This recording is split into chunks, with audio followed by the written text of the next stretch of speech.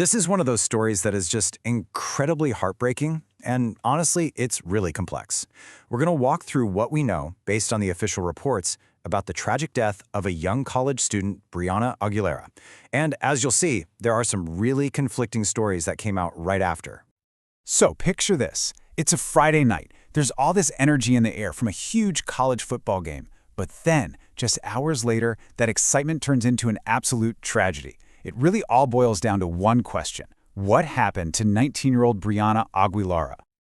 Okay, so to even begin to understand this, we've got to start at the very beginning, with the facts as they were first reported. All right, so here's what we know for sure, right from the initial report. We're talking about Brianna Aguilera, a 19-year-old student at Texas A&M. She was found deceased just after 1 in the morning, and it was clear the cause was trauma from a fall. Now, the context here is absolutely key. This was just hours after the big rivalry game against the University of Texas. It just cast this incredibly dark shadow over the whole campus. So as soon as she was found, the Austin Police Department had a huge task ahead of them. They had to piece together a timeline. They had to figure out her last hours. And this is the timeline the investigators managed to put together. It starts earlier on Friday. They say Brianna was at a tailgate party, had too much to drink, and was actually asked to leave. Fast forward to 11 p.m., security cameras catch her going into an apartment on the 17th floor. Then, around 12:30 a.m., a bunch of people leave that apartment, but Brianna stays behind with 3 other women. And then, this is where it gets really critical. At 12:43 a.m., she borrows a friend's phone to call her boyfriend. And then, just 3 minutes later, 3 minutes, at 12:46 a.m., police say that's the moment she fell. So with that timeline in place, the investigation started to move towards an official ruling.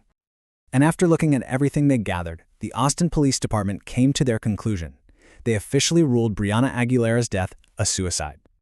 Now, a really major turning point in the case came when they found her lost phone.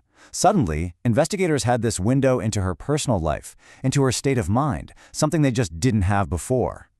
And according to Detective Robert Marshall from the APD, this wasn't something that came out of nowhere. What they found on the phone suggested a pattern. Friends confirmed that she had made suicidal comments before, even as recently as October, and that this continued right up to the night she died. And the police were really clear about this. Their ruling wasn't based on just one thing. It was a whole combination of factors. They found a suicide note on her phone that was written a few days before. They had the confirmation of prior suicidal comments from her friends. There were also reports that she had been self-harming that same evening. And on top of all that, a text message sent to a friend that also indicated she was having suicidal thoughts. But just as the official investigation seemed to be closing the book on this, a completely different story started to come out. And this one came from the people who knew her best. Right. Her family, they completely 100% rejected the police department's conclusion. They started painting a very, very different picture of their daughter. Her mom, Stephanie Rodriguez, she was very public and very firm about it. She insisted, "My daughter wasn't suicidal." She described this bright young woman who had goals, who was excited about her future. She wanted to become a lawyer. And that right there, that's the core of this whole tragedy. It's just so unresolved. On one side, you've got the official investigation, right?